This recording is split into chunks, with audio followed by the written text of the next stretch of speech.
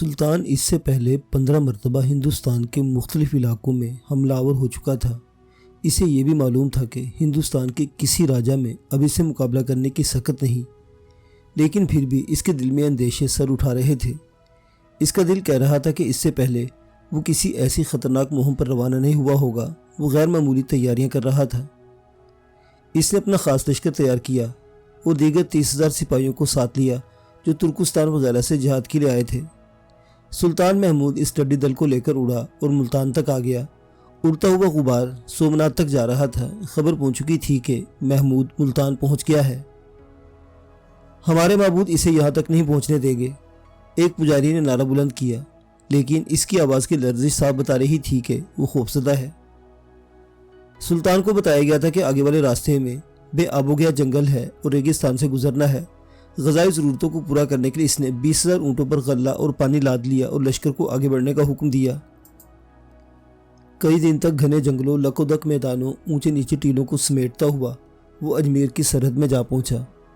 शहरियों ने सुन तो रखा था कि महमूद का लश्कर आने वाला है, लेकिन बहुत सौ को यकीन नहीं आया था, इसलिए वो अभी तक शहर में मौजूद थे।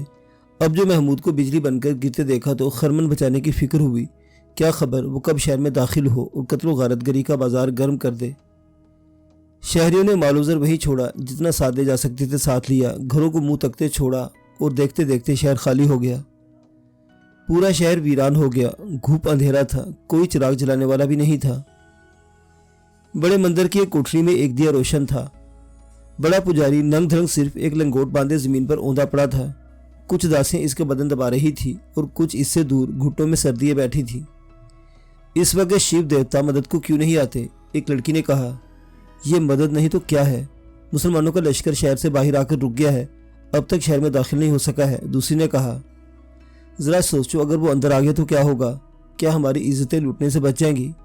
सुना है मुसलमान औरतों की इज्जतें पामाल नहीं करते। क्यों? क्या वो इंसान नहीं होते, मर्द नहीं होते? इनके सरदारनी ने यही सिखाया है। लोंडी बांदी बनाकर साथ ले जाते हैं, फिर सुना मुसलमान बनाकर शादी कर लेते हैं। एक दासी ओशा, जिसकी उम्र 17-18 साल होगी, इस मंदिर में 2 महीने पहले ही आई थी। शादी का नाम सुनकर आगे खिसक आई। दीदी, तुम क्या कह रही थी? मुसलमान बनाकर शादी कर लेते हैं? हाँ, यही सुना है। अगर वो यहाँ आ गए तो बड़े पुजारी को तो नहीं छोड़ेंगे। क्या खबर छोड़ भी दें, इतना बूढ़ा जो हो गया है। मंदिर में रखे बुतों को ज़रूर तोड़ेंगे ये मुसलमान। हाँ, ज़रूर तोड़ देंगे, यही करने तो निकले हैं। ओशा देवी इन बातों में ज़रूरत से ज़्यादा दिलचस्पी ले रही थी। कुछ देर खामोश रहने के बाद फिर बोली, ये मुसलमान होते कैसे हैं? सब दासियाँ एक साथ हंस पड़ी। हमारी तरह इंसानी होते हैं, देवताओं की बद्दुआएं हैं, इसलिए मुसलमान कहलाते हैं। इसके बाद शायद कोई बात कहने को नहीं रह गई थी। सब खामोश हो गई थी। फिर एक तरफ से आवाज़ आई, मंदिर का बड़ा दरवाज़ा अच्छी तरह बंद कर दिया है। गुरु की कोठरी से 4 दासियाँ बाहर निकली। उन्होंने अंधेरे में ओशा को पुकारा। गुरुजी तुम्हें अंदर बुला रहे हैं। ओशा बेदिली से उठी और गुरु की कोठरी की तरफ जाने लगी। कोठरी अंदर से अच्छी तरह बंद कर लेना, सब लड़कियों ने एक साथ कहा और हंस पड़ी। आओ ओशा आओ, तुम्हें आए 2 महीने हो गए और मैंने तुमसे कोई खिदमत ही नहीं दी। अब आखिरी चंद रातें हैं, क्या खबर मुसलमान यहाँ कब चढ़ दौड़े? क्या तुम अपने पाप नहीं धुलवाओगी? ओशा खामोश थी, क्या कहती। इसके अंदर दाखिल होते ही गुरु ने चिराग भी बुझा दिया था। ओशा ने अंधेरा में टटोल कर देखा। गुरु के बदन पर कपड़े नाम की कोई चीज़ नहीं थी। अंधेरे में गुरु की आवाज़ फिर निकली, ओशा मेरे करीब आकर लेट जाओ ताकि मैं तुम्हें जाप कराऊं। ओशा इतनी देर में सोच चुकी थी कि इसे क्या करना है। आपने ओशा को बुलाया था?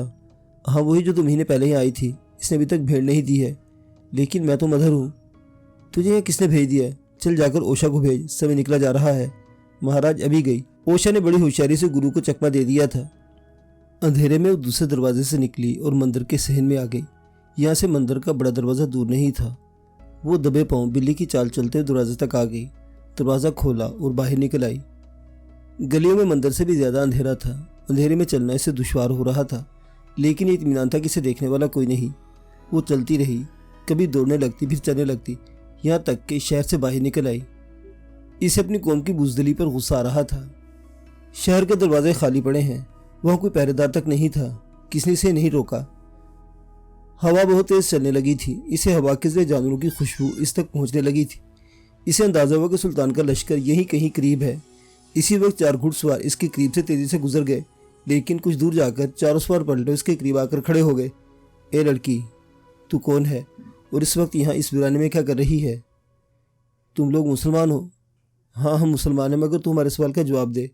इस वीराने में तू किस इरादे से निकली है? मेरा नाम ओशा है। मैं मुसलमानों के लश्कर में जाने के लिए निकली हूँ। किस लिए? मैं तुम्हारे सरदार को गैरत दिलाने आई हूँ। शहर के बाहर आकर रुक गया है। शहर में क्यों नहीं आता? यहाँ के मंदिरों में औरतों की इज्जतें लूटी जाती हैं। तुम्हारा सरदार इनकी मदद को क्यों नहीं आता? तुम हिंदू होकर ये बात क्यों कह रही हो? इसलिए कि मैं मुसलमान होना चाहती हूँ। ओशा ने इन चारों को लाजवाब कर दिया था। वो चारों ओशा को छोड़कर एक तरफ चले गए और आपस में मशवरा करने लगे। अली खां, इस लड़की के बारे में तुम क्या कहते हो? ये हमें बेवकूफ़ बना रही है, ये सच्ची है। अकेली लड़की हमें क्या बेवकूफ़ बनाएगी? ये भी तो हो सकता है किसी ने इसे जासूसी के लिए भेजा हो। जासूसी के लिए भेजा हो? जाफर तगीन ने नकल उतारते हुए कहा। शहर में है कौन जो इसे भेजेगा? किले में छुपी फौज की जासूस भी तो हो सकती है। ये सब तो मालूम कर लिया जाएगा। ये बताओ, इस लड़की का क्या करें? करना क्या है? इसे अमीर के सामने पेश किए देते हैं, वो जो फैसला करें। ये सवाल महमूद के दो अमीर अली खां और जाफर तगीन थे, जो अपने दो साथियों के हमरा गश्त के लिए निकले थे कि इस लड़की से मुलाकात हो गई। इन साथियों में से एक तीरंदाज अब्दुर्रहमान था। इसकी उम्र 30 साल के करीब होगी।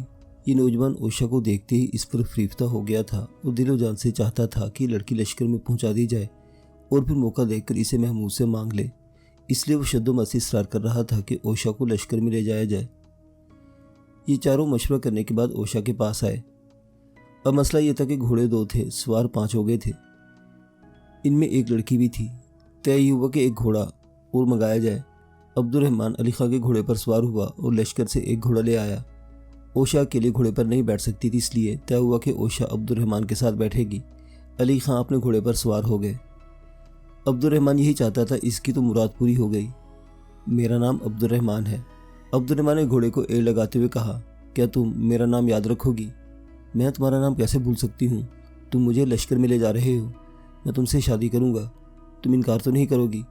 मैंने तो यही सुना कि मुसलमान शादी कर लेते हैं, पाप नहीं करते। बस अब खामोश हो जाओ। वो देखो, मशलों की रोशनी नजर आ रही है। हम लश्कर के करीब पहुँच गए हैं। ओशा ने कभी कोई लश्कर नहीं देखा था। जहाँ तक इसकी नज़र जा रही थी, घोड़े और ऊँट बंदे नजर आ रहे थे। दूर तक खैमों का शहर आबाद था।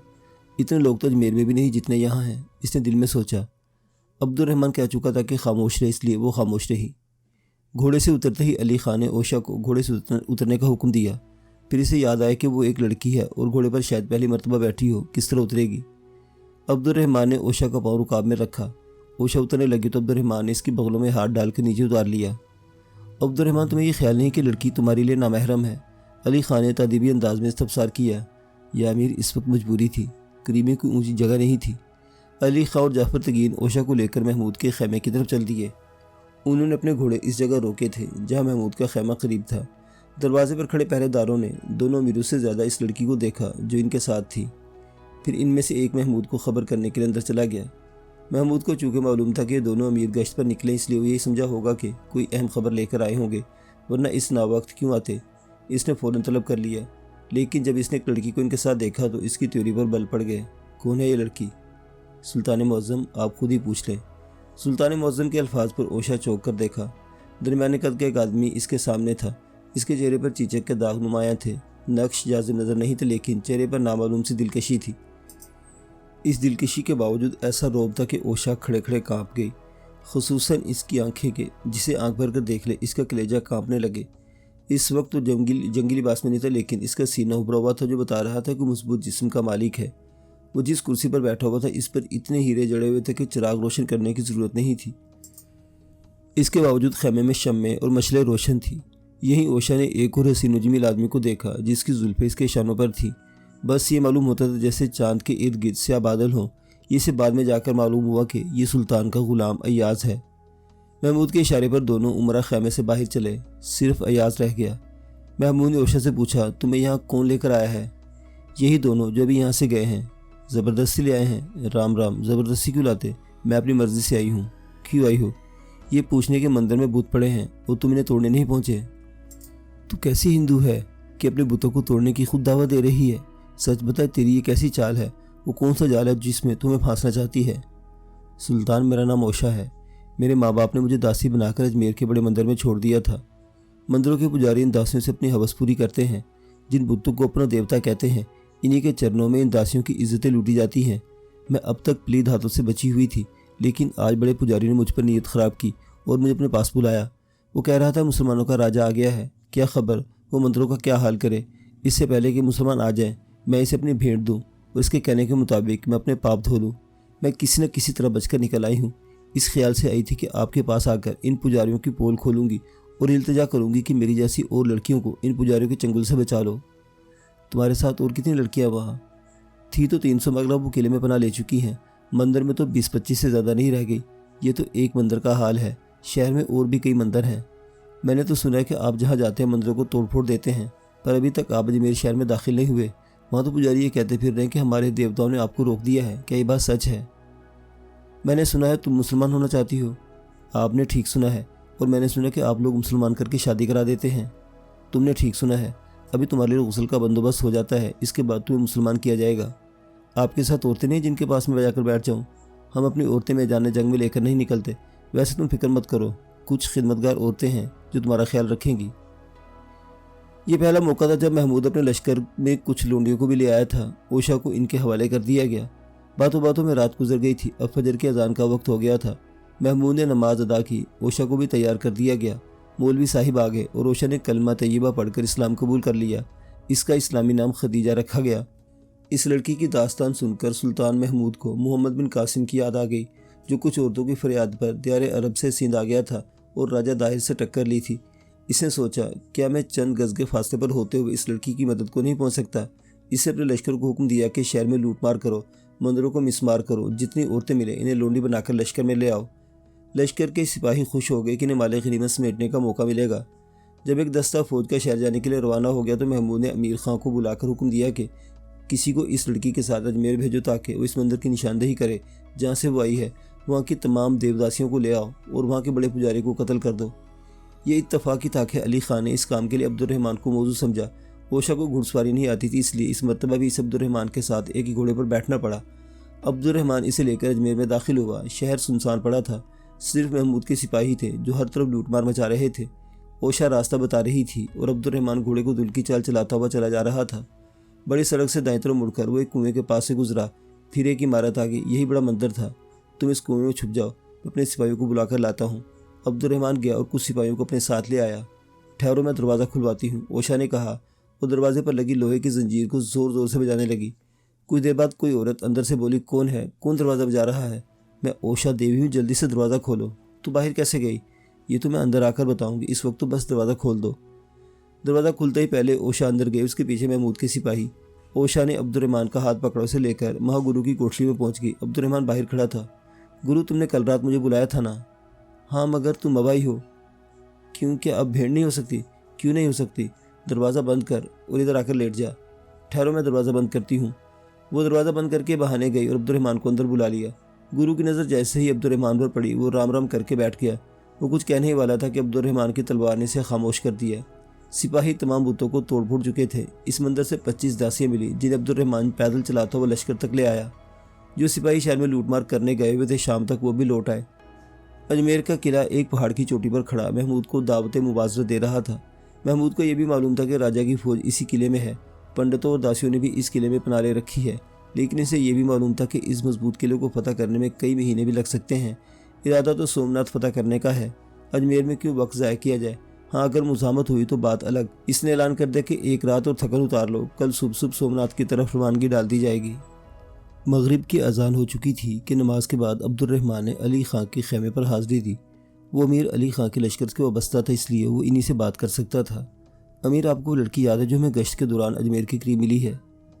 इस वाक़े को क्या 2 साल गुजर गए हैं जो मैं भुला दिया होगा? वो मेरे घोड़े पर बैठकर यहाँ तक आई थी और फिर मेरे घोड़े पर बैठकर शहर की ताराजी के लिए गई थी। मना कर दूंगा, आइंदा ना जाए। अमीर मोहतरम, मैं इससे शादी का ख्वाहा हूँ।